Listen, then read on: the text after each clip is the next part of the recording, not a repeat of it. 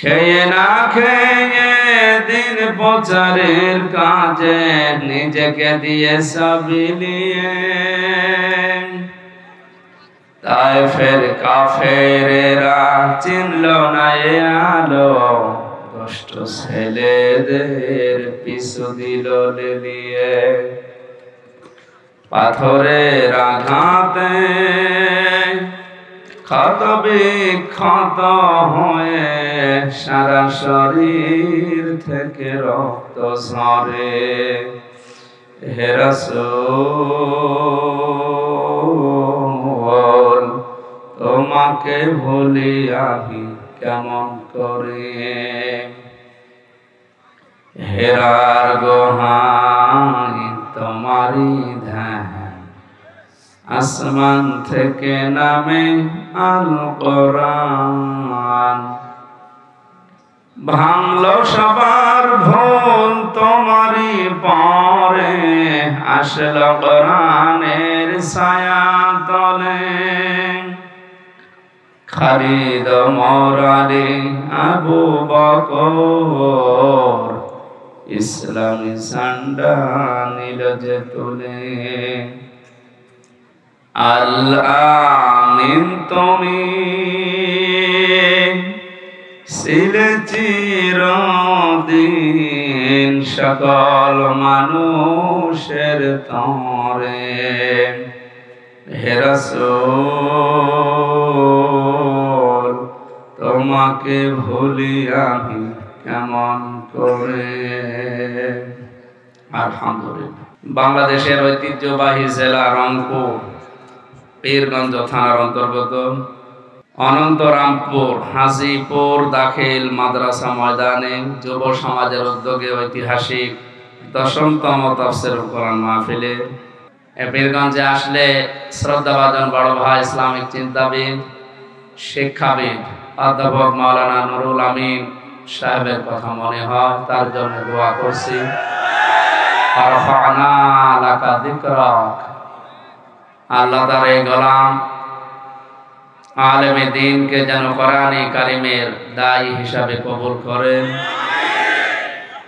সামনে বসা মুসলমান ভাইরা, পর্দার আড়ালের সম্মানিতা মা এবং বোনেরা, প্রশাসনের ভাইরা, প্রাণপ্রিয় রংপুরবাসী, মহান রব্বুল ইজ্জাত আল জালালের দরবারে শুকরিয়া জানাচ্ছি যিনি আমাদের সুস্থ রেখেছেন।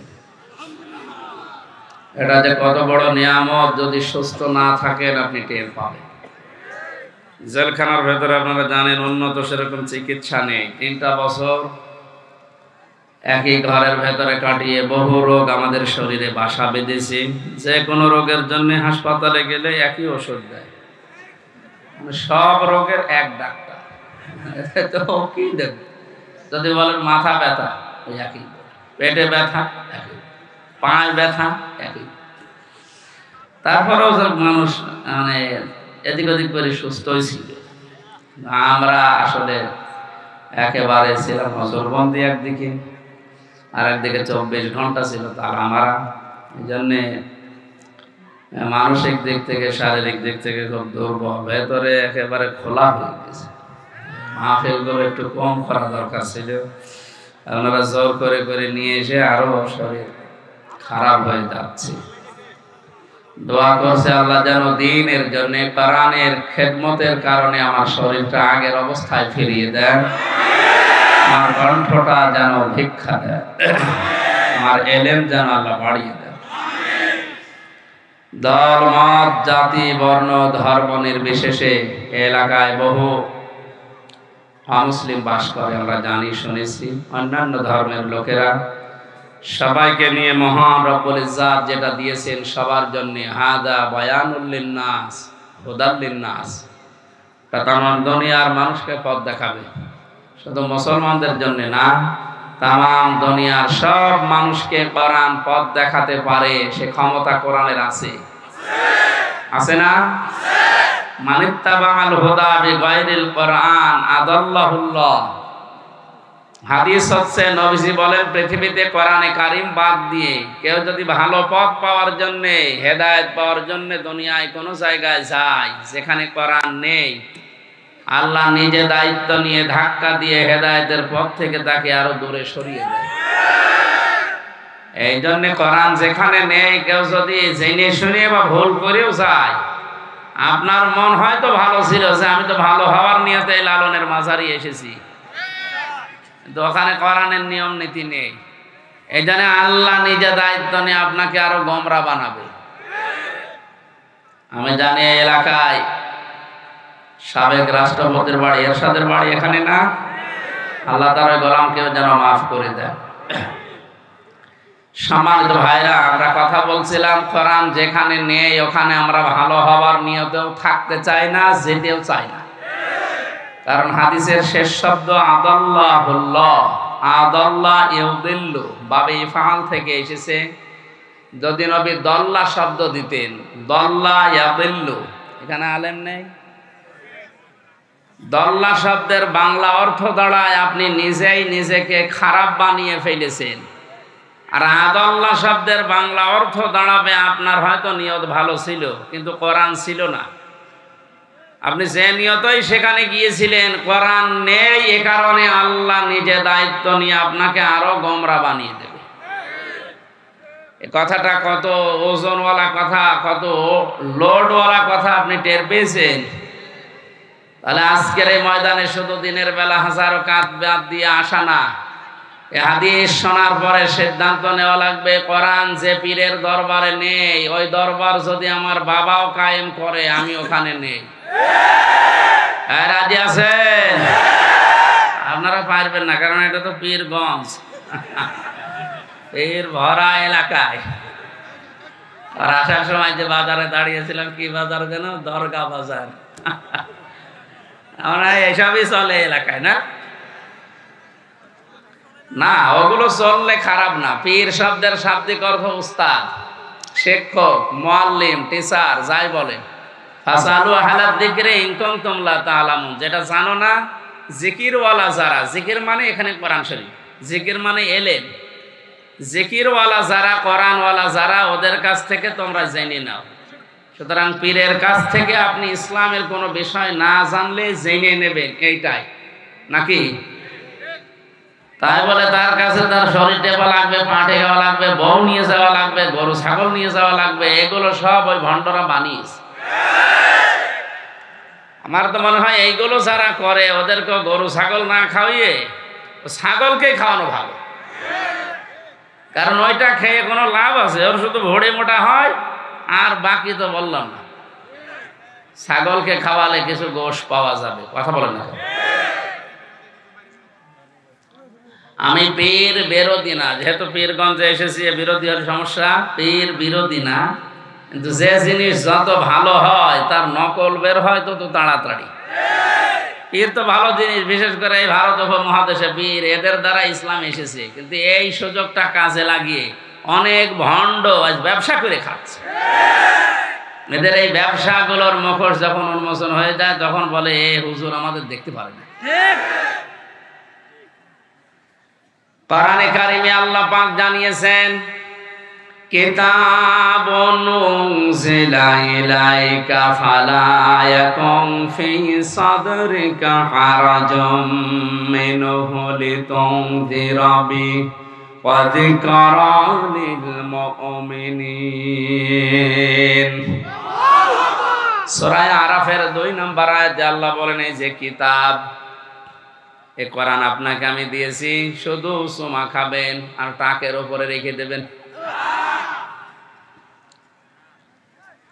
লিতুনযিরা বিহি, এটা দিয়ে মানুষদেরকে সতর্ক করবেন। কোরআন এসেছে দুনিয়ার মানুষকে সতর্ক করার জন্য। আয়াতের মাঝে দেখবেন হারাজন শব্দটা আছে। এই কথা বলতে নিষেধ করলাম, এই ছেলে আর উঠবে না,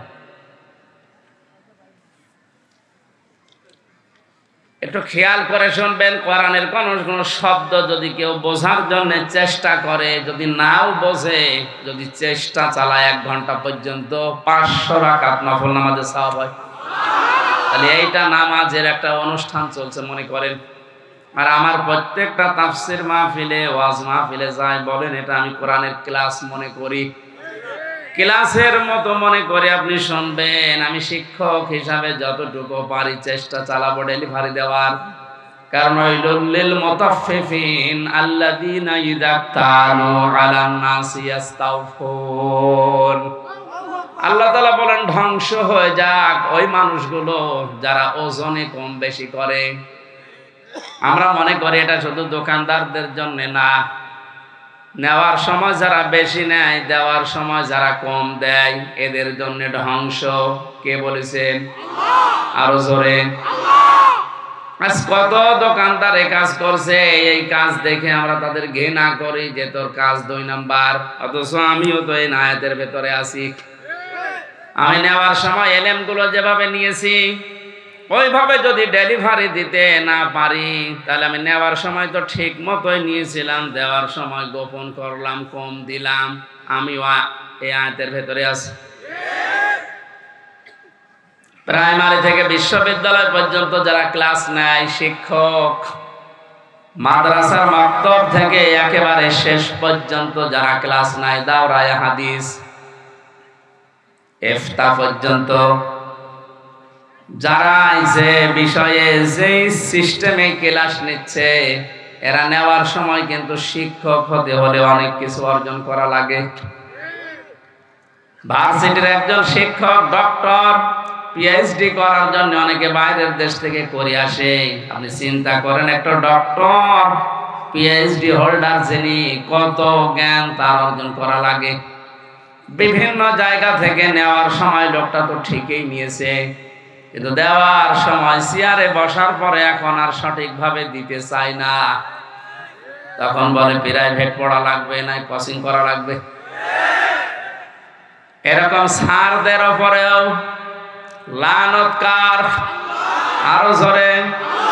এই যে মেম্বার গুলো, এই মঞ্চ গুলো, এটা কিন্তু একটা আমানত। একটা বক্তব্য দিতে হলে 1 ঘন্টা কথা বললে কমপক্ষে 20 ঘন্টা ওর উপরে পড়াশোনা করা লাগে।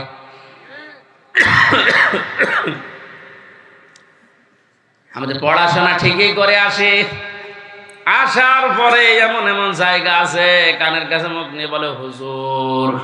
এক হুজুরে আমি অর্ধেক ভুলে গেছি। আরে ভাই, আমি তো নেওয়ার সময় ঠিকই নিয়েছিলাম এলেম, দেওয়ার সময় ডেলিভারিতে আপনি আমারে কম করে দিলেন। আপনি নিজেও গুনাহগার হচ্ছেন, আমারেও লানত প্রাপ্ত বানাচ্ছেন। না, এই সিস্টেম নেই। ওই যে পুলিশ দাঁড়িয়ে আছে।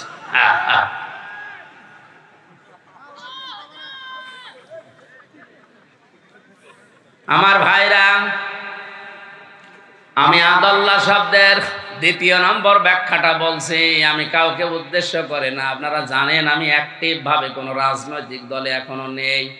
আমি কোরআনের দায়ী হিসাবে সবাই আমার এই জায়গায় দাঁড়িয়ে আমি মন থেকে এভাবে কথা বলছি। আদাল্লাহ ইউদিল্লু। আমার কথা যদি সেরকম মনে না হয়, ভালো আলেমকে জিজ্ঞাসা করেন। বাবে ফাল থেকে আসলে বাংলা অর্থ দাঁড়াবে কোরআন যেখানে নেই ওখানে কেউ যদি ভালো হওয়ার নিয়তেও থাকে, আল্লাহ ওকে খারাপ বানাবে। এই কথাটা মাথায় ঢুকেছে কার? হাত তোলেন তো। না, আমি কিন্তু পরীক্ষা করবে লাগবে না, আগে দেখি ঠিক রাখে কি। পীরগঞ্জের মানুষেরা, এই মুহূর্তে কোরআন 2টা আমার সামনে, সিদ্ধান্ত নেওয়া লাগবে আল্লাহর দিকে তাকিয়ে। যে রাজনৈতিক দলে কোরআন নেই, কোরআনের কর্মসূচি নেই, ওই দল যদি আমার বাবাও কায়েম করে, প্রতিষ্ঠা করে, ও দলে আমি নেই। এইটা তো এই সামিয়ানা পর্যন্ত শেষ। আরে ভাই, এইটা করলে আর এ দেশে ইসলাম কায়েম হতে কিছু লাগে? আপনি না বুঝলে ওই 2জন বুঝেছে। এই জন্য হাদিসটা আমি সহ যারা এসেছি, আমাদের অন্তত পরবর্তী যে জীবন আছে এইটার দিকে তাকিয়ে আমরা মেনে নিলাম, নাকি? ইনশাআল্লাহ। এবার ও হুজুর মনে মাথায় হালকা তার কাটা আছে। ঠিক আছে, থাক ভাই, ওরে নাড়িন না, থাক থাক থাক। চেহারা দেখে বুঝতে পারছো না। না ঠিক আছে, টাকা নেই, টাকা দেওয়ার সময় নিয়ে যাই। না ওই ঝামেলা করলে একটু অন্য জায়গায় দিয়ে দিন ভাই, বারবার ডিস্টার্ব যদি না করেন।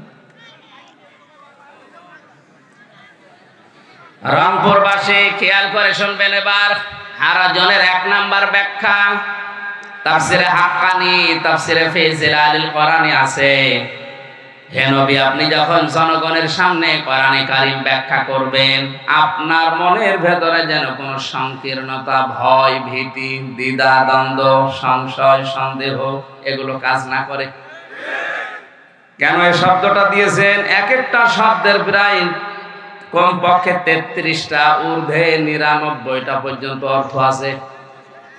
কেন আল্লাহ এ কথা দিয়েছেন ভালোভাবে শোনেন। ডিস্টার্ব করে ফেলতে পুলিশ ভাই, খালি অস্ত্র মাথায় করে দাঁড়িয়ে থাকছেন কেন? একটু উপরে তোলেন, দেখেন এমনি থেমে যাবে। আমার ওদেরকে সুবহানাল্লাহ আলহামদুলিল্লাহ লা ইলাহা ইল্লাল্লাহ, সুবহানাল্লাহ আলহামদুলিল্লাহ লা ইলাহা ইল্লাল্লাহ। অনেক মা বোনেরা এসেছি, বহু মা বোনেরা আপনাদের মতো এসে বসে আছে, ওনাদের কিছু দায়িত্ব কর্তব্য আছে, ওগুলো বলবো। কারণ জেলখানাতে 3 বছরে মাওলানা হোসেন বলছিল না, অধিকাংশ আসামি এখানে বউ মার্ডারে। দাম্পত্য জীবনে আমাদের অধিকাংশ শান্তি নেই। এই যে আমার শালা, এটা প্রথম বউ বাদ দিয়ে দিয়েছে, এখন আর একটা করেছে, দেখে এটা টেকে কিনা। আসলে সমস্যা, সবাই সমস্যা। আলেম বলেন, জালেম বলেন, চেয়ারম্যান বলেন, এমপি, সব ঝামেলায় আছি আমরা। আমি ওই টুকে টুকে ওখানে রেখেছিলাম। যারা জিজ্ঞাসা করে ভাই কি, বউ মেরে ফেলেছে। এখন মেরে ফেলে একটা বউকে এমনি মারে, কেন মারে? এই যে শুনে শুনে কোরআনের সাথে হাদিসের সাথে মিলিয়ে আমি একটু টুকে টুকে, ওখানে তো খাতা কলম কম দেয়, টুকে রেখে বাইরে এসে ওই বইগুলো বানিয়েছিলাম, যে দেখে দাম্পত্য জীবনের এই কলহ দূর করা যায়, এই পরকীয়া প্রেম যদি দূর করা যায়, আমাদের পরিবারে অন্তত শান্তি আসবে। বাইরের কর্মজীবন শেষ করে বাড়িতে যেয়ে যদি দেখেন আর এক জাহান্নাম, আমার মনে হয় মরে যাওয়া ভালো। অন্তত বাইরে যত কষ্টই হোক আমাদের কর্মজীবনে, এমনিতে কষ্ট হচ্ছে, বাইরে থেকে বাড়িতে যে অন্তত যেন মনে হয় যে একটা জান্নাতে আসলাম। বইটা নিয়ে স্বামীরা স্ত্রীদের পড়াবেন, স্ত্রীরা স্বামীরা পড়াবেন। অন্যদিকে মন এদিকে ওদিকে থাকলেও যেন অন্তত চলে আসে। আমি আশা করছি আসবে ইনশাআল্লাহ।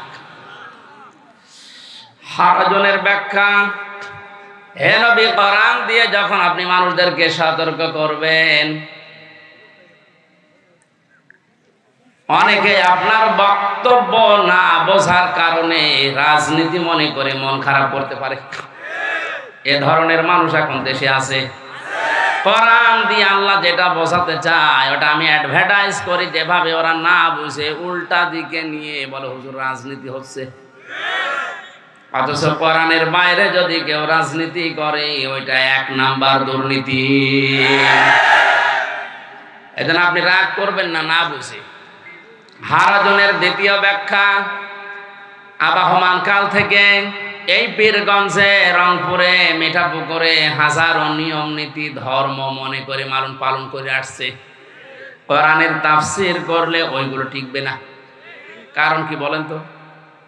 তাফসীর মানে খুলে ফেলা, ওপেন করা, ঢাকনা দিয়ে ঢাকা আছে, ঢাকনা তুলে ফেলা।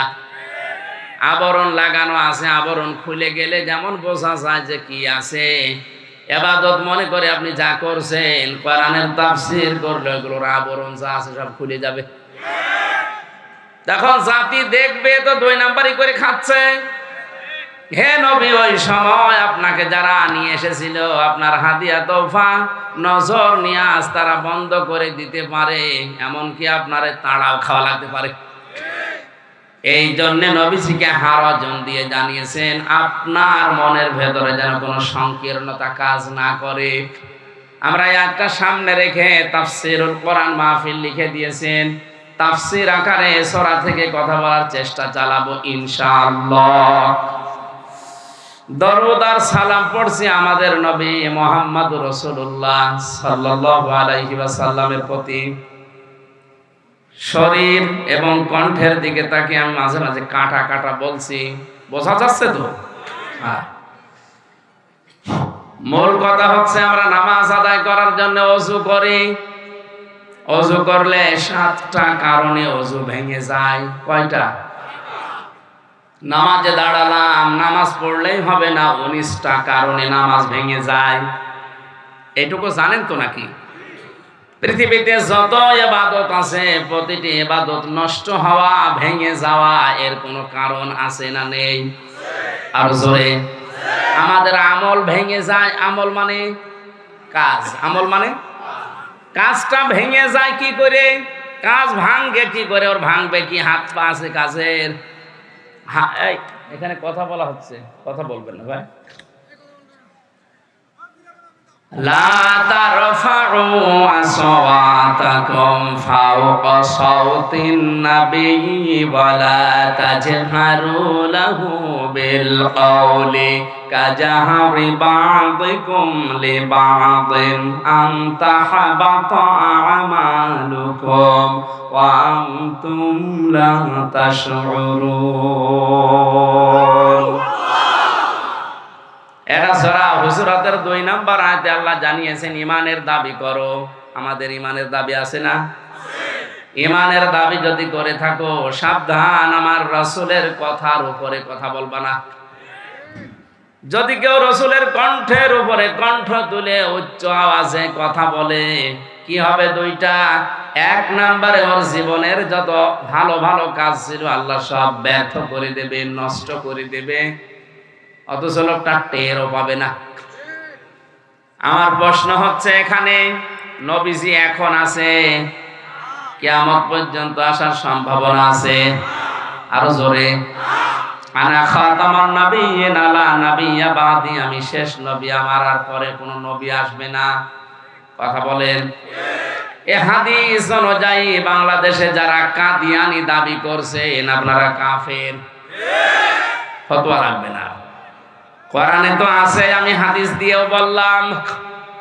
4 জায়গায় মুহাম্মদুর রাসূলুল্লাহর নামটা আল্লাহ স্পষ্ট কোরআনে দিয়েছেন। ওমা মুহাম্মাদুন ইল্লা রাসূল, মুহাম্মাদুর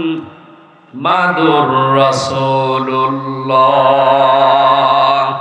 নুজিলা আলা মুহাম্মাদ মা কানা মুহাম্মাদুন আবা আহাদিম মির রিজালিকুম ওয়ালাকিন রাসূলুল্লাহি ওয়া খাতামান নাবিয়্যিন। কোরআন আল্লাহ স্পষ্ট মুহাম্মদ এই শব্দটা দিয়েছেন কয় জায়গায়? কিন্তু আপনি লক্ষ্য করে দেখবেন সঙ্গে সঙ্গে আল্লাহ মুহাম্মদ বলার পরে রিসালাতের ঘোষণা দিয়েছেন।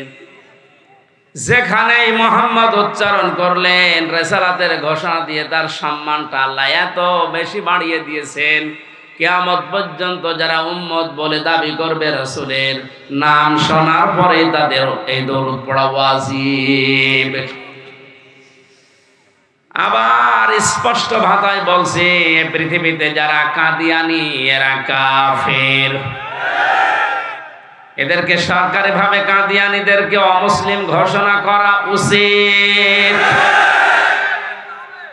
কিয়ামতে যদি কিছুই আমাদের কবুল না হয়, নবীজির পক্ষে যে হ্যাঁ বলে আমরা সমর্থন দিলাম, কিয়ামতে এই আওয়াজটা আল্লাহ আমাদেরকে যেন শোনান। বলেন আমিন। নবীজির পরে আর নবী আসবে না, এটা কোরআন এবং হাদিস দিয়ে ফাইনাল। কিন্তু আল্লাহ তার ফাউ দিয়েছেন মোজারে, বর্তমান, ভবিষ্যৎ, প্রেজেন্ট, ফিউচার। কেন?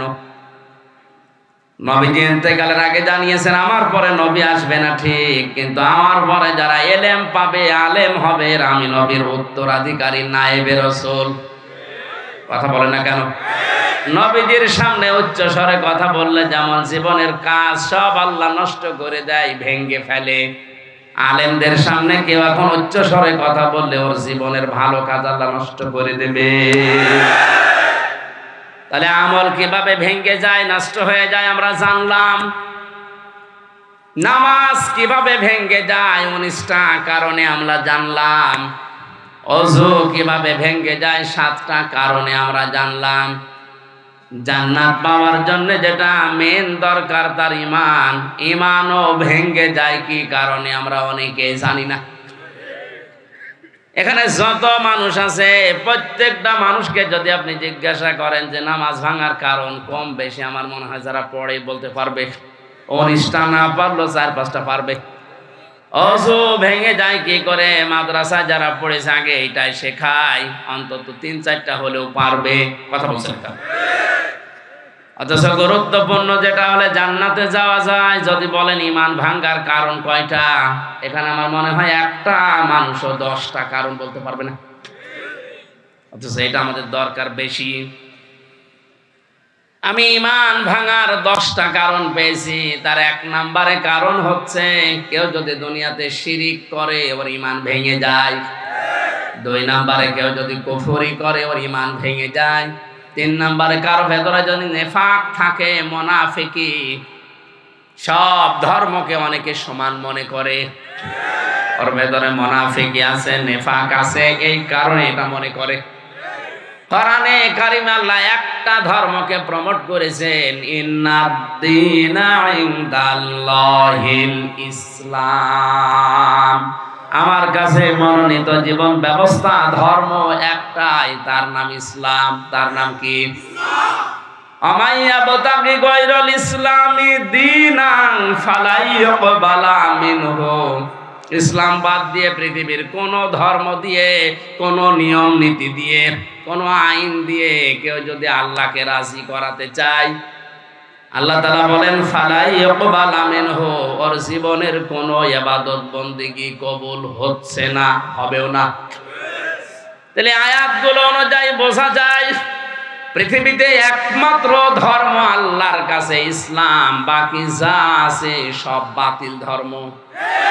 আরো জোরে।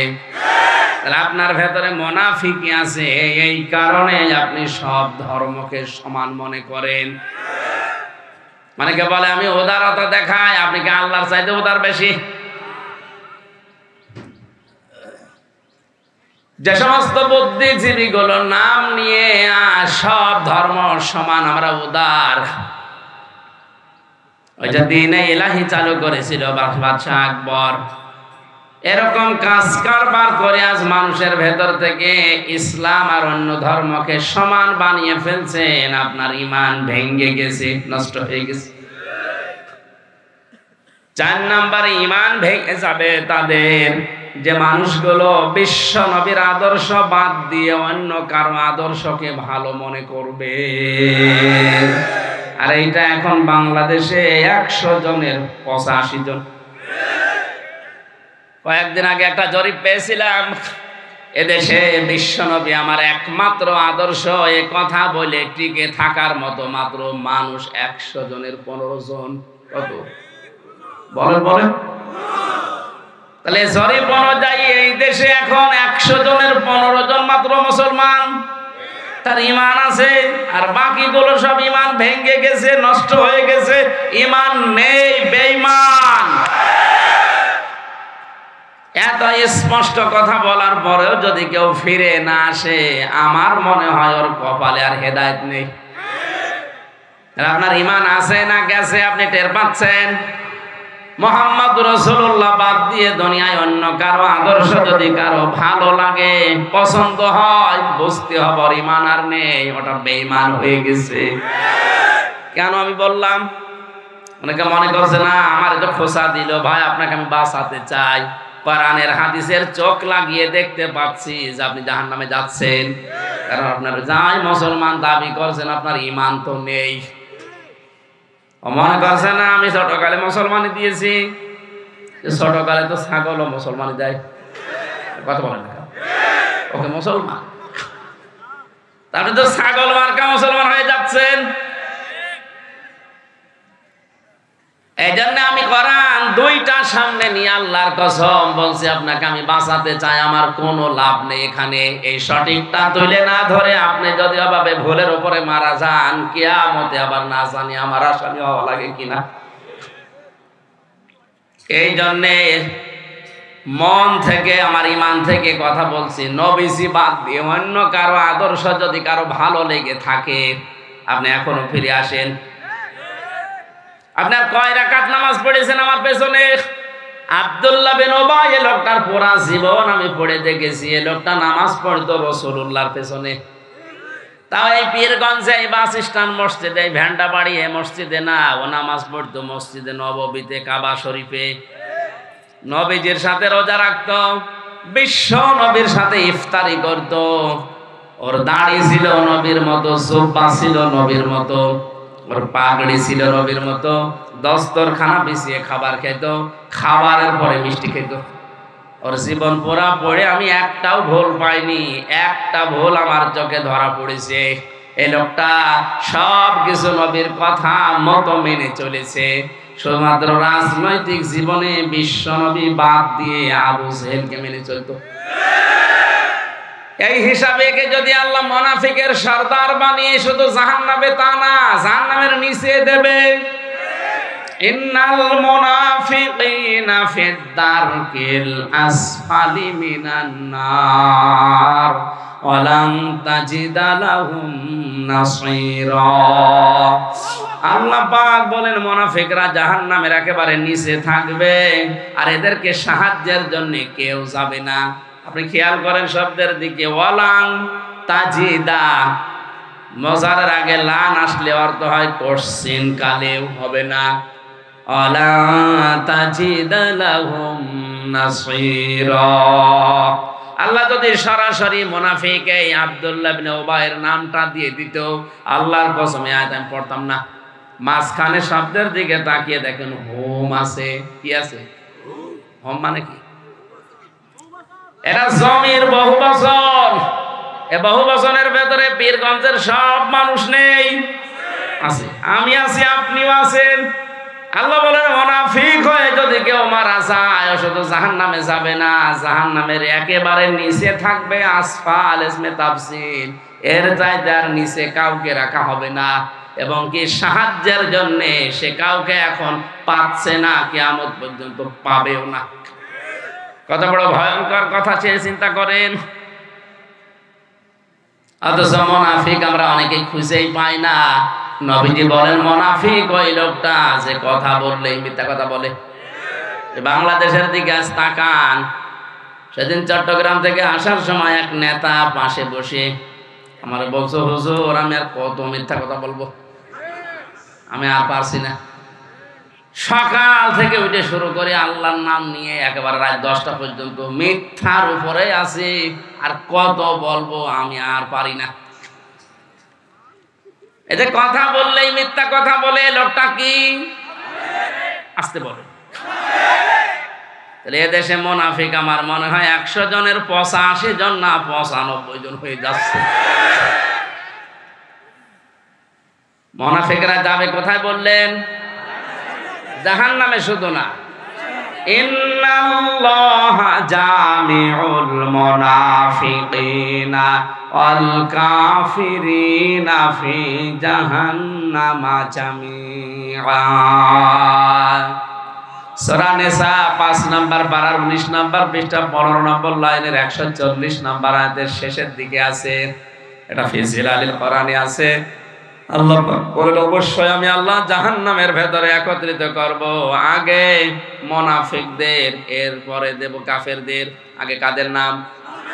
আরো জোরে বলেন। আমরা আর যাই করি অন্তত মুনাফিক যেন না হই।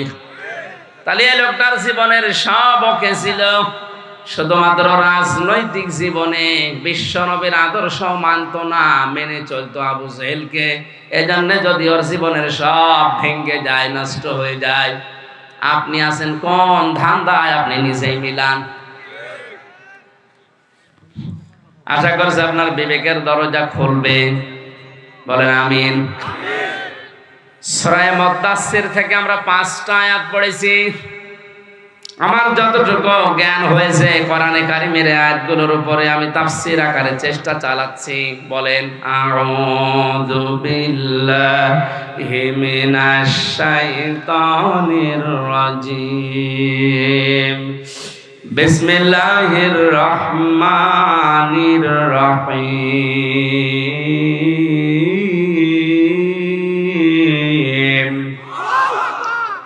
ইয়া মুদ্দাসসির কুম ফানদির ওয়া রাব্বাকা ফাকাব্বির ওয়া সিয়াবাকা ফাতাহহির ওয়ার রুজসা ফাহজুর। সাদাকতা ইয়া রাব্বানা। সূরা মুদ্দাসসির কোন সূরা? 56টা আয়াত আছে, 2টা রুকু আছে। মক্কায় নাজিল হয়েছে। প্রথম 5টা আয়াত পড়লাম। আল্লাহ তাআলা বলেন, হে চাদরওয়ালা, হে বস্ত্র আবৃত ব্যক্তি, ওঠেন, জাতিকে সতর্কবাণী শোনান। রাব্বাকা ফাকাব্বির, আপনার রবের বড়ত্বের কথাগুলো তুলে ধরেন স্পষ্টভাবে, দৃঢ়তার সাথে। সিয়াবাকা ফাতাহহির, আপনার পোশাক পরিচ্ছদ এটা পবিত্র করেন।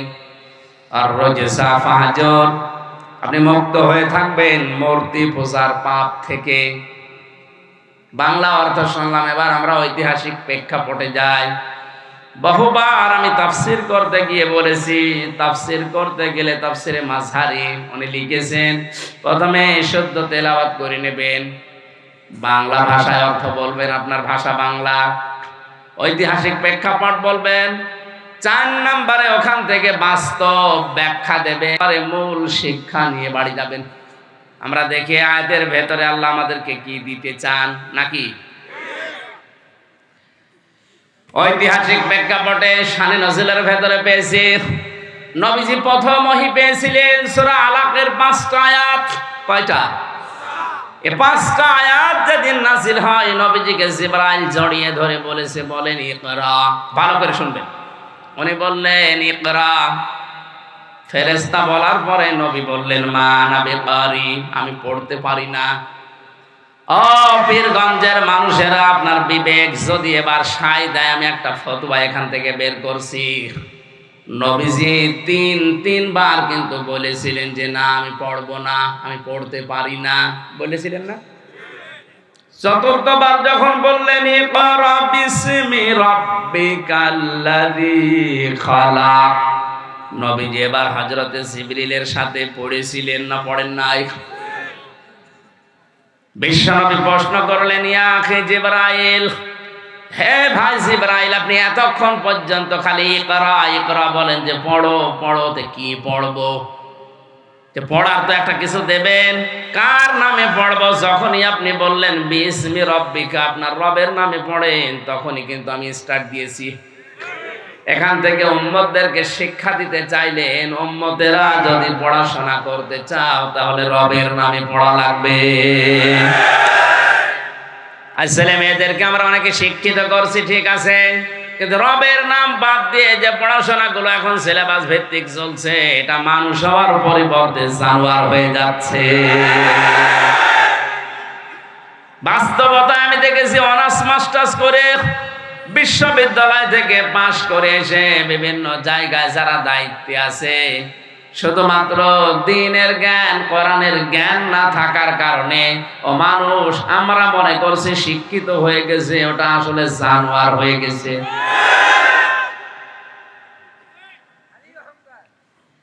আমি নিজেই চোখ দিয়ে দেখলাম, একজন ওযু করছে, ছাত্র পায়ে পানি ঢেলে দিচ্ছে, ময়লা সরে না, এজন্য নিজের হাত দিয়ে ময়লাগুলো ছাড়িয়ে দিচ্ছে। বয়স মাত্র 5 বছর, 5.5 বছর।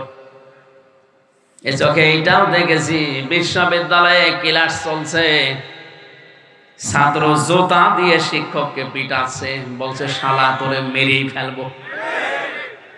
শিক্ষক বলছে বাবা তুই আমারে ছেড়ে দে, জীবনে আর ক্লাসে নেব না। না, তোরে আমি মেরেই ফেলবো শালা। বলেন এইটাও তো শিক্ষক, ছাত্র এইটাও ছাত্র। এটা কোরআনের জ্ঞানে কেবল আলিফ বা তাসা শুরু করে ওটা মানুষ হচ্ছে, আর এটা হয়ে গেছে মাস্টার্স পাস করে জানোয়ার। বিশ্ববিদ্যালয়ের শিক্ষক যারা স্যান্ডেল দিয়ে পিটাতে পারে, ও বাকি কোন জায়গায় চেয়ার পেলে কি করবে আপনি টের পাচ্ছেন? রিমান্ডে আমি হালকা বুঝেছিলাম যে মানুষ এত নিষ্ঠুর আচরণ করতে পারে, তাও আমার সাথে। আমি একটা পরিচিত মানুষ দেশে, আমি আর যাই হই না, আমার আগে অন্তত আলেম লেখা আছে। এই যদি করে তাহলে এ লোকটারে নিয়ে গেলে কি করবে আল্লাহ জানে। দিনের জ্ঞান যদি থাকতো, ওর বিবেক অবশ্যই নাড়া দিত, না এটা ঠিক হচ্ছে না। বিশ্ব নবী এখান থেকে আমাদেরকে যেটা দিতে চাইলেন আমরা যদি না নিতে পারি, আগামী প্রজন্ম কিন্তু মানুষ হয়ে আসবে দুনিয়ায়, কিন্তু 10 বছর পরে দেখবেন মানুষ নেই, জানোয়ার হয়ে গেছে। এই যে শরীফ থেকে শরীফা যেটা চালাচ্ছে এখন, আপনি টের পাচ্ছেন কোথায়? এটা সকালে একজন বলছে আমি শরীফ, বিকালে বলছে না আমার মনে হচ্ছে আমি শরীফা হয়ে গেছি। আপনি হন, এতটুকু হলে তো আর কিছু বলতাম না। এটা যদি রাষ্ট্রীয়ভাবে আইনটা পাশ করে ফেলে যে সকালে শরীফ বিকালেও শরীফা দাবি করলে ওরে মেনে নেওয়া লাগবে বাধ্য হয়ে, তখনও যদি বলে আমার মহিলা হোস্টেলে সিট দেন, দেওয়া লাগবে। মহিলা হোস্টেলে আপনার বোন আছে, আপনার মেয়ে আছে, আপনার ফুফু আছে, এক কথা বলছেন না কেন? ও বেটা যতই বলুক আমি শরীফা, মাল তো শরীফ। কি কিয়ামত পর্যন্ত যদি হায়াত পায়, তা ওকে আপনি সার্জারি মার্জারি করেও পাল্টাতে পারবেন না, কারণ মেশিং পত্র আপনি করবেন কি?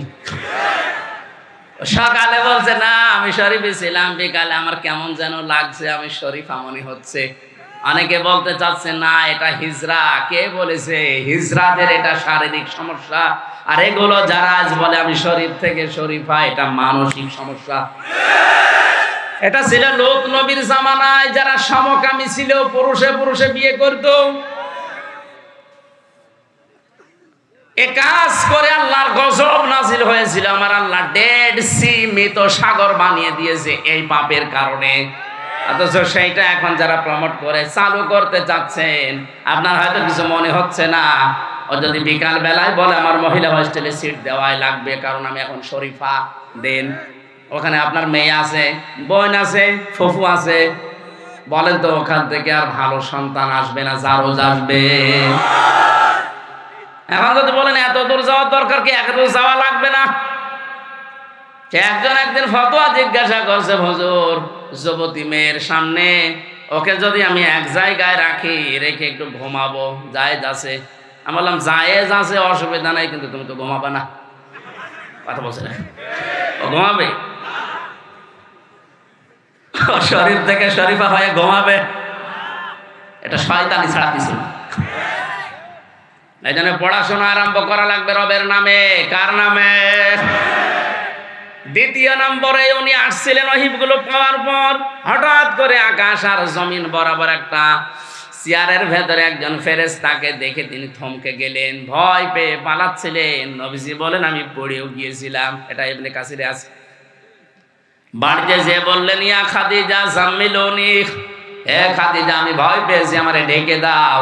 হযরতে খাদিজা ওনারে চাদর দিয়ে, কম্বল দিয়ে, বস্ত্র দিয়ে ঢেকে রেখেছিলেন। বিশ্ব নবী কাঁপাকাঁপি করছিলেন। আল্লাহ ফেরেশতা জিবরাইলকে এই 5টা আয়াত দিয়ে বললেন যান, ইয়া আইয়ুহাল মুদ্দাসসির, হে বস্ত্র আবৃত ব্যক্তি, হে কম্বলওয়ালা, চাদরওয়ালা, ওম দাঁড়ান। কোন কারণে আপনি বসে আছেন, শুয়ে আছেন?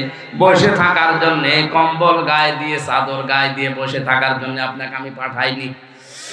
ওঠেন, ওম দাঁড়ান, ফাংজির, রবের সম্পর্কে সতর্ক করেন। তাম দুনিয়ার মানুষ আজ জাহান্নামে যাওয়ার জন্য সব প্রতিযোগিতা করছে, ওদেরকে সতর্ক করেন। আজ নবী নেই, বিশ্ব নবী বেঁচে থাকলে পীরগঞ্জের মাটিতে এসে এই কথাই বলতেন। নবীজির ওই দায়িত্ব যদি সেই কুষ্টিয়া থেকে আমির হামজা এসে ওভাবে পালন করতে চাই, বাধা দেবেন? মেনে নেবেন? এক কথা বলেন। আমি আমার এই চশমা, কোরআনের চশমা, হাদিসের চশমা লাগিয়ে যেটা দেখতে পাচ্ছি, বিশেষ করে যে অসুখ, যে রোগগুলোর কারণে মানুষ জাহান্নামে যাবে, দৌড়ানো প্রতিযোগিতা করছে, তার ভেতরে অন্যতম হচ্ছে আমাদের এই সমাজে লেগে থাকা এর পেছনে অন্যে, এর পেছনে অবাস দিচ্ছে। এত বেশি এই অপরাধটা চলছে, অনেকে মনে করে তো ছোট গোনা। কে বলেছে ছোট গোনা? এর পেছনে ওরে লেগে থাকা, ধারণা করা, খারাপ বলা, এটা যে কত বড় গোনা, এর কারণে আজ হাজার হাজার মামলা হয়। জেলখানাতে আমি দেখেছি যত কিছু, তার ভেতরে এটা অন্যতম। খালি তালাতালি করে এর কথা ওর কাছে লাগিয়ে খারাপ ধারণা করে মামলা দিয়ে দিয়েছে, অথচ লোকটা ওই সম্পর্কে কিছু জানেই না।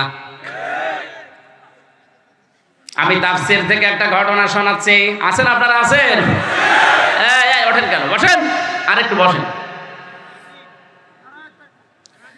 আমার ভাইরা, ইমাম মালিক রহমতুল্লাহ আলাইহি, তার জামানায় একটা মহিলা মারা যায়। মেয়েরা ভালো করে শুনবেন, আপনাদের ভেতরে এই রোগটা বেশি।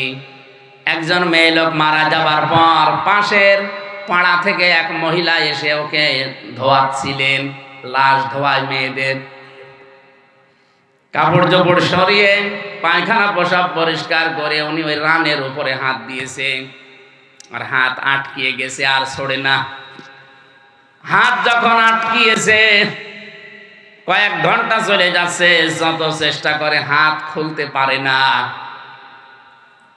এলাকায় যিনি ইমাম ছিলেন, কাজী ছিলেন, বললেন কি করা যায়? উনি ফতোয়া দিলেন, এই মহিলা যেটা আছে এর হাতের কবজি কেটে বাদ দিয়ে দাও। কি করা যাবে? এর স্বামী বলছে না, আমরা তো উপকার করতে এসেছিলাম, আর আমাদের হাতই কেটে দেবে, এটা আমি মানি না। আর একটু বড় ইমাম ডাকেন। মনে করেন জেলা শহরের যিনি বিচারপতি আছে, বিচারক আছে, জজ আছে, তারে ডাক দেওয়া হলো। সে বলছে না, জীবিত মানুষ কাটার দরকার নেই, যে মহিলা মরে গেছে ওরে তো কবরে দেওয়া লাগবে। ওর যেই জায়গায় হাত লেগে আছে রানের উপরে, ওখান থেকে চামড়া কেটে বাদ দিয়ে কবরে দিয়ে দেন। এখন ওই মহিলার যে স্বামী, সন্তান, ওরা বলছে না, এমনি মরে গেছে, তার উপর মরা মানুষের চামড়া কাটবে। আমার স্ত্রী অত খারাপ না, আমার স্ত্রী ভালো ছিল। মা বোন যারা এসেছেন, কান খাড়া করে শোনেন, এই মহিলা মরে গেছে, চামড়া কেটে নিতে চাচ্ছে, রাজি না তার স্বামী। তিনি সাক্ষী দিচ্ছে যে না, আমার স্বামী, আমার স্ত্রী আমার মন মতো ছিল, ভালো ছিল। আমি কোরআনে কারিমে যে আমার সামনে, আল্লাহর কসম আমি হাদিস থেকে বলছি, কোন মহিলা যদি মারা যায় আর ওর স্বামী যদি এরকম বলতে পারে না, আমার স্ত্রী কিন্তু আমার মন মতোই ছিল, বিশ্ব নবী বলেন ওর জীবনে যদি শিরিক, বেদাত, কবিরা গুনাহ এগুলো না থাকে, আমার আল্লাহ তার এমনি মাফ করে দেবে। স্বামীর সাক্ষ্যটা এত বড় দামি জিনিস। অনেক মহিলা আছে এলাকায় গল্প করে বেড়ায়, এলাকায় সবাই আমারে ভালোবাসে, শুধু খোকার বাপ আমারে দেখতে পারে না। তোর এলাকার সবাই ভালোবাসার দরকার কি? তোর খোকার বাবা যদি দেখতে না পারে, তো সারা দুনিয়া দেখতে পেরে লাভ আছে? তোমার তো মন জয় করা লাগবে খোকার বাবার। কারণ যে 4টা গুণ মেয়েদের ভেতরে পাওয়া গেলে জান্নাতি বলে ঘোষণা আছে, তার 3 নম্বরে স্বামীকে সন্তুষ্ট করা লাগবে জায়েজ পন্থায়। কথা বলে না কেন? তোমার দামাম দুনিয়ার মানুষ ভালো বলে, শুধু খোকার বাবা দেখতে পারে না, কোন কারণে তুমি টের পাচ্ছ না? অবশ্যই তার হক তুমি আদায় করো না। এখানে যারা আছেন স্বামী, মিথ্যা কথা বলবেন না। এই ক্যামেরা ওইদিকে ঘোরা, সত্য করে বলেন। আমিও নিজে এই যে আমার সামনে আমি হাত দিয়েই বলছি, বলেন তো স্ত্রীর উপরে 100 ভাগ খুশি আছেন কারা কারা? হাত তোলেন। ওয়াজ করার দরকার নেই ভাই, আমি মায়ের খাবো, শেষে থাক।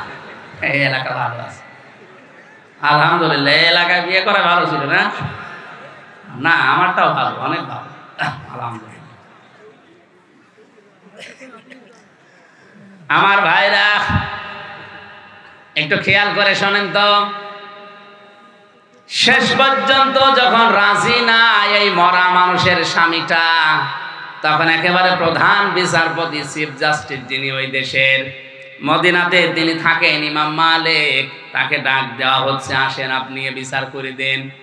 উনি ঘোড়ায় চড়ে আসলেন। অনেক ঘন্টা পার হয়ে যাচ্ছে, পারা যায় না হাত ছাড়াতে। ইমাম মালিক রহমতুল্লাহ আলাইহি এসে বললেন, এই মেয়ে, পর্দা দিয়ে দাও, এখানে এই দুই পক্ষের গার্জিয়ান এখানে ডাক দাও। পর্দার বাইরে থেকে ধমক দিলেন, দেখো আমার কাছে কিন্তু রাডার আছে, আমি ধরে ফেলবো, সত্যি করে বলো কোন কারণ তোমার হাত আটকিয়েছে।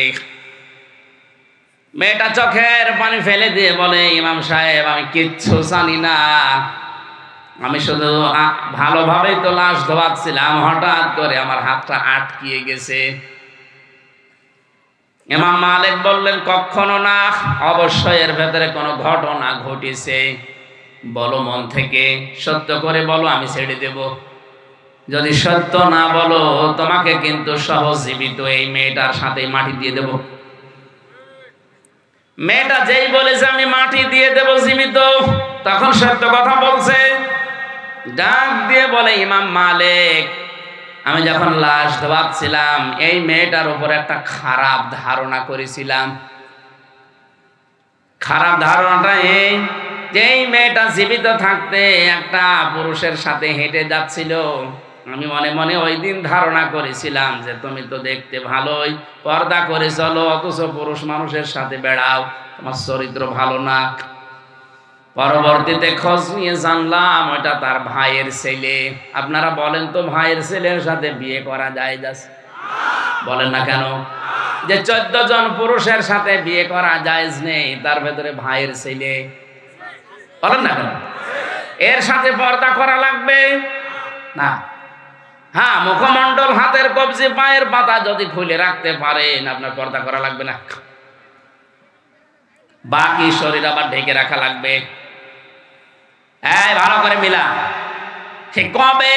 মনে করেন কত বছর আগে একবার পুরুষের সাথে ওকে দেখে আমি এই ধারণা করেছিলাম, পরবর্তীতে খোঁজ নিয়ে জানতে পারলাম ওটা তার আপন ভাইয়ের ছেলে, তাহলে ওর সাথে তো বিয়ে করা জায়েজ নেই। তাহলে এই ধারণা করা আমার ঠিক হয়েছে? আসতে বলেন। আমি যখন লাশ ধোয়াচ্ছিলাম তখন আমার ওই কথাটা মনে পড়ে গেছে। হঠাৎ করে হাত তুলতে গেছি, দেখি হাত লেগে গেছে, আর ছাড়ে না।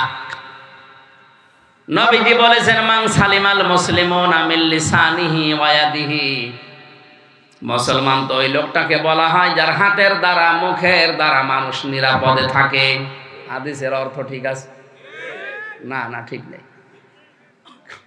ওই হাসান, কোন দিকে তাকিয়ে আছে? আমি যে হাদিসের বাংলা বললাম এটা ঠিক হয়নি, আপনি কি শুনছেন আমার তো মনে আসে না। মান সালিমাল মুসলিমুনা মিন লিসানিহি ওয়া ইয়াদিহি, কোন মানুষ যদি মানুষকে কষ্ট দেয় হাত দ্বারা, মুখ দ্বারা, সে আর মুসলমান থাকে না। ঠিক আছে? শব্দটা হচ্ছে মান সালিমাল মুসলিমুনা, যে ব্যক্তির কাছ থেকে কোনো মুসলমান হাতের দ্বারা, মুখের দ্বারা নিরাপত্তা পায় না, সে মুসলমান না। এখানে কিন্তু মানুষের নাম নেই, আছে মুসলমানের নাম। এ মেয়েটা তো মুসলমান, এলাকায় সবাই জানে সে মুসলিম মহিলা। তুমি হয়তো হাত দিয়ে তার ক্ষতি করনি, কিন্তু মুখ দিয়ে তুমি যে কথাটা বলে ফেলেছিলে, একটা তহমত লাগালে তার উপরে। তুমি নিজে এখন আর মুসলমান নেই, আর মুসলিম মহিলাদের জন্য কোন বিধর্মী মহিলার সাথে একসাথে বসে পর্দা ছাড়া কথা বলা যায় না। এজন্য কোন অমুসলিম মেয়ে যদি সুন্দরী হয়, কোন মুসলমান ছেলে তার সাথে বিয়ে করতে পারবে না যতক্ষণ পর্যন্ত ওই মেয়েটা মুসলমান না হবে। এটা তো আমি বানালাম। হ্যাঁ, সূরা বাকারার 221 নম্বর আয়াতে আছে, যতক্ষণ পর্যন্ত একটা পুরুষ অন্য ধর্মে থাকবে, একটা মহিলা আপনি যতই চান যে এই পুরুষটা খুব সুন্দর, বিবাহ করতে পারবেন না যতক্ষণ ওইটা মুসলমান না হবে। আর সেখানে আপনি মুখ দিয়ে ধারণা করে তাকে কষ্ট দিয়েছেন। দ্বিতীয় নম্বরে তিনি আয়াত পড়লেন কোরআনে কারীম থেকে, সূরা নূরের 4 নম্বর আয়াত, والذين يرمون المحصنات ثم لم يأتوا بأربعة شهداء فاجلدوهم 80 جلدة ولا تقبلوا لهم شهادة أبدا وأولئك هم الفاسقون বলেন আল্লাহু আকবার। একটু মিলান। আল্লাহ পাক বলেন যারা সতী সাধবী নেককার নিরপরাধ অবলা কোনো মেয়ে লোকের উপরে জেনার তহমত দেয়, ব্যভিচারের দোষ লাগায়, তার চরিত্র খারাপ বলে প্রচার করে, অথচ 4 জন সাক্ষী জোগাড় করতে পারে না, তার 2টা শাস্তি হবে। 1 নম্বরে তাকে 80টা বেত মারা লাগবে চামড়ার চাবুক দিয়ে। 2 নম্বরে কিয়ামত পর্যন্ত যদি হায়াত পায় কোনোদিন ওর সাক্ষী আর গ্রহণ করা হবে না। শাস্তি কয়টা? আরো জোরে বলেন। একটা নেককার মহিলা, সে তার ভাইয়ের ছেলের সাথে বেড়াতে গিয়েছে, তাই দেখে তুমি ধারণা করলে এই নেককার মহিলার প্রতি একটা উল্টা পাল্টা ধারণা করে তাকে দোষ দিয়ে দিলে তার চরিত্র খারাপ। 4 জন সাক্ষী তোমার আছে প্রমাণ করার জন্য। মহিলা বলে না, আমার কোনো সাক্ষী নেই, আমি মনে মনে এটা করেছিলাম। সাক্ষী যখন নেই তাহলে 2টা শাস্তি। জীবনেও তোমার সাক্ষী কোনোদিন আর কবুল হবে না। 2 নম্বরে তোমাকে এখন 80টা বেত্রাঘাত করা লাগবে। প্রধান বিচারপতি যেহেতু রায় দিয়েছে, রায় মানাই লাগবে। জল্লাদকে ডাক দিয়ে বললেন, ঠিক আছে শুরু করো। চামড়া আর চাবুক দিয়ে একটা একটা করে পিটানো হচ্ছে। ওর নিজের পিঠের চামড়া এবার উঠে যাচ্ছে। 79টা মারা হয়ে গেছে, কিন্তু হাত খোলে না। জল্লাদ ডাক দিয়ে বলে, ইমাম কি ফতোয়া দিলেন? আপনি তো কোরআন দিয়েই ফতোয়া দিচ্ছেন, কিন্তু মিলছে না। কোরআনে আছে মিয়াতা জালদা, না 80 জালদা, 80টা বেত মারলে এই গুনার শাস্তি হয়ে যায়। 79টা তো হয়ে গেছে, বলে তো না। ইমাম মালিক বললেন, না এটা তো হওয়ার কথা না। আতাম্মাত কালিমাতু রাব্বিকা সিদকাও ওয়া আদলা লা মুবাদদিলা লিকালিমাত। আল্লাহ পাক বলেন, আমি যে কালাম নাজিল করেছি আমার কালাম 3টা জিনিস দিয়ে পরিপূর্ণ। 1 নম্বরে আমার কোরআনে যা আছে সব সত্য কথা। 2 নম্বরে আমার কোরআনে আমি অগোছালো কথা বলি না, ইনসাফপূর্ণ, ন্যায়, আদল, একেবারে সমতাপূর্ণ কথা বলেছি, এর ভেতরে কোনো গড়িমসি নেই। 3 নম্বরে কিয়ামত পর্যন্ত আমার কালামের কথা কোনো পরিবর্ধন রদ বদল হবে। আরো জোরে। তা আল্লাহ তো রায় দিয়ে দিলেন 80টা, 79টা হয়ে গেল, এখনো খোলে না। আল্লাহ কি রায় পাল্টাবেন? আসতে বলেন। অনেক কোরআনের একটা আয়াত তেলাওয়াত করে মেয়েটাকে শোনালেন, অমাইয়াকে সেবে খাতিয়াতান আও ইসমান সুম্মা ইয়ারমি বিহি বারিয়ান ফাকাদ হিতামালা বুহতানা ওয়া ইসমান মুবিনা। সূরা নিসা 5 নম্বর পারা 15 নম্বর পৃষ্ঠার 12 নম্বর লাইনের 112 নম্বর আয়াত। আল্লাহ বলেন, অনেক মানুষ এমন আছে নিজে অন্যায় করে, পাপ করে, আর এই অন্যায়টা যখন হয়ে যায় তখন একটা নিরপরাধ মানুষের উপরে চাপিয়ে দিয়ে নিজে ভালো সাজে। এদেশে এখন নেই। ফাকাদ ইহতামালা বুহতানা ওয়া ইসমান মুবিনা। হ্যাঁ, কারো বিরুদ্ধে যদি আপনি কথা বলেন, ওই দোষ যদি তার ভেতরে থাকে, তাহলে ওইটা হবে আরবিতে গীবত। কি হবে? আরো জোরে।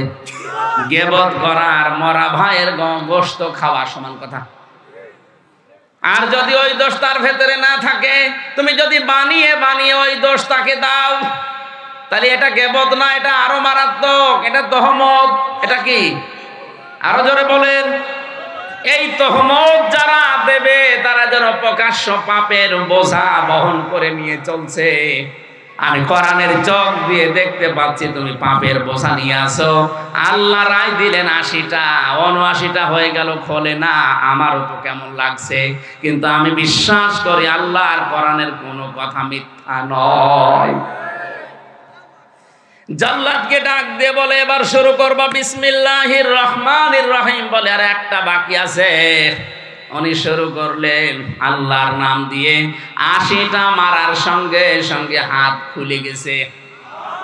কোরআনে কারিমে আল্লাহ জানিয়েছে দুনিয়ায় কোনো অপরাধের বিচার যদি হয়ে যায়, ওই বিচারটা আল্লাহ মরণের পরে আর ডবল করে করে না। আপনি এই ঘটনা থেকে কি বুঝলেন? একটা মানুষের উপরে বিনা কারণে যদি নিরপরাধ মানুষকে কেউ দোষ দিয়ে ফাঁসিয়ে দেয়, তাকে যদি বিপদে ফেলে দেয়, আপনি মনে করছেন আমার তো কিছু হচ্ছে না। যেদিন এরকম হাত আটকিয়ে যাবে ওই দিন টের পাবেন। আল্লাহ কিন্তু ছাড় দেয় মানুষকে, কিন্তু ছেড়ে দেয় না। আপনার নিজের অপরাধের শাস্তি অন্য মানুষের উপরে চাপিয়ে তারে বিপদে ফেলছেন। আমি মনে হয় এটা বেশি বলে ফেললাম। এদেশে কি এখন এমন অবস্থা আছে? কোন কারণে আমরা 3টা বছর আটক করে রাখলেন? আমি তো ওই অপরাধী না, আমি কিছু জানি না। আমারে দোষ দিয়েছে সংসদ ভাঙতে গেছে কে জানো, সিরাজগঞ্জ থেকে একটা কাঁচি নিয়ে। ও নাকি বলেছে আমির হামজার ওয়াজ শুনে আমি উদ্বুদ্ধ হয়ে সংসদ ভেঙতে, এই জন্য আমার আটকে রেখেছে 3 বছর। একটা কথা হইল, কার অপরাধ কার ঘাড়ের উপরে চাপিয়ে আপনি তার জীবনটা নষ্ট করে দিচ্ছেন? আমার কারণে আমার স্ত্রী 3 বছর স্বামী ছাড়া, আমার সন্তান 2টা। দেখেছেন ওই ছোট যারে 1 বছর রেখেছিলাম ফারিহা, আর এখন 4 বছর। প্রিজন ভ্যাল ধরে ঝুলে অনেককে কান দিয়েছে। আপনার মনের ভেতরে একটু কিছু আসে না যে নিরপরাধ মানুষ না 2 দিন 5 দিন রাখি 3 বছর রেখে দেবেন? আপনি মানুষ? আপনার যেদিন এরকম এই মহিলার মতো হাত আটকিয়ে যাবে জায়গা মতো, কথা বলছেন,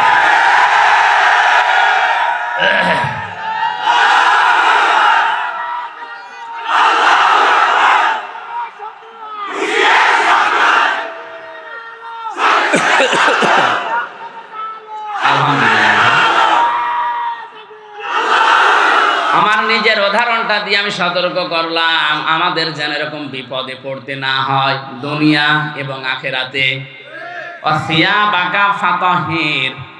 আল্লাহ পাক বলেন, হে নবী আপনার রবের বড়ত্বের ঘোষণা করেন আর আপনার পোশাক পবিত্র করেন। পোশাকের কথা কেন বললেন? ওই জামানার মুশরিকেরা অপবিত্র করতো তাদের পোশাককে।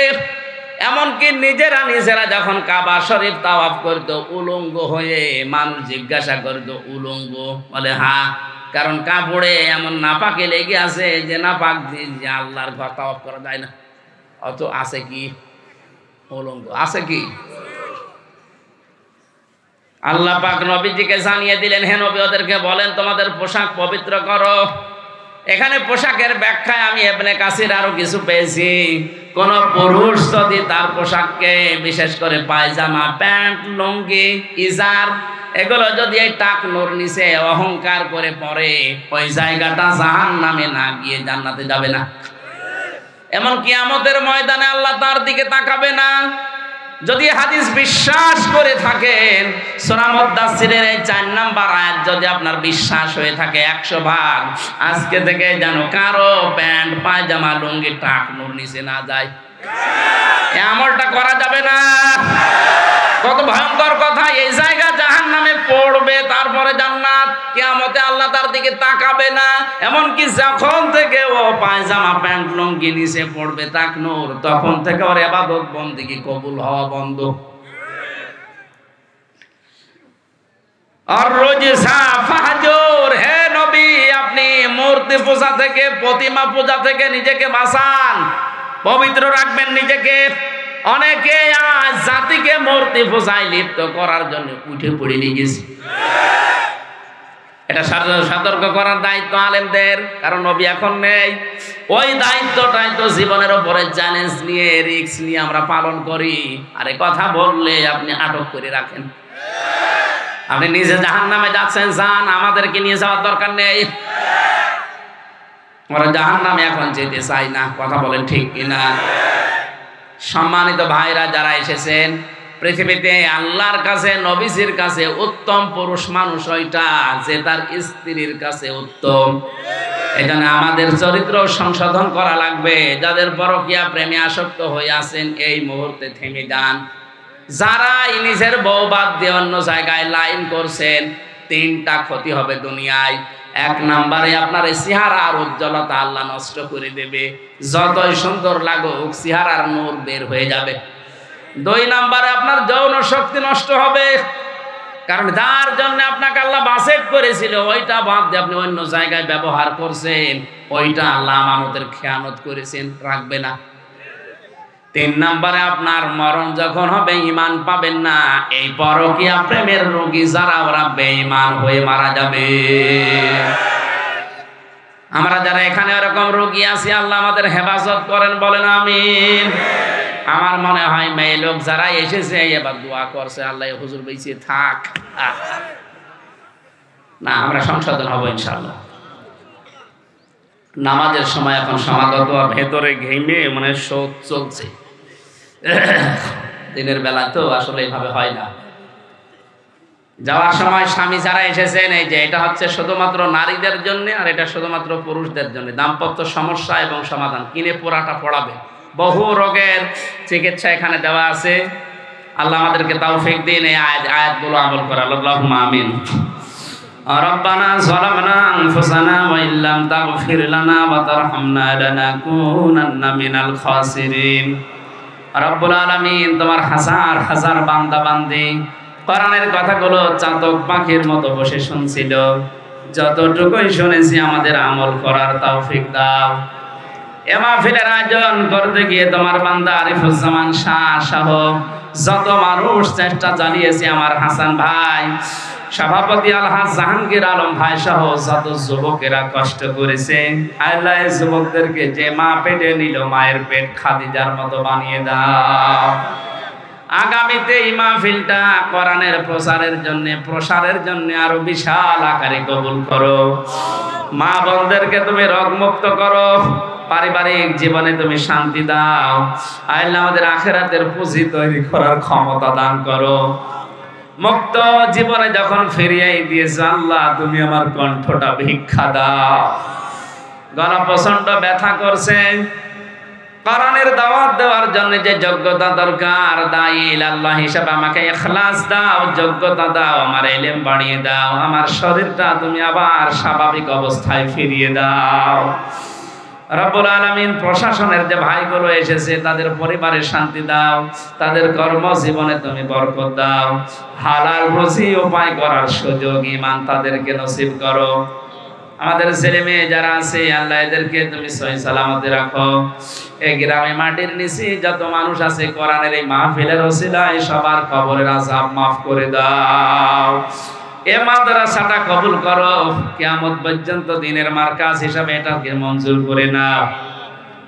বারাকাল্লাহু লানা ওয়া লাকুম ফিল কোরআনিল আযীম। কখন মরণ চলে আসে জানি না, এক সেকেন্ডেরও ভরসা নেই জীবনের। সেজদা অবস্থায় যেন আজরাইল এসে আমাদেরকে নিয়ে যায়। আমার জেলের 3 বছরের জীবনের প্রতিদিনের দোয়া ছিল, আল্লাহুম্মা ইন্নী আসআলুকা শাহাদাতান ফি সাবিলিক। আল্লাহ, মরণ আমাকে দিও, কিন্তু শাহাদাতের মরণ দিও আল্লাহ। এটা শুধু আমার একা না, এখানে যারা আছি সবার এই দোয়া, আল্লাহ তুমি শাহাদাতের মরণ দিয়ে ধন্য করো। মরণের সময় যেন আমরা এক বাক্যে পড়তে পারি, লা ইলাহা ইল্লাল্লাহু মুহাম্মাদুর রাসূলুল্লাহ।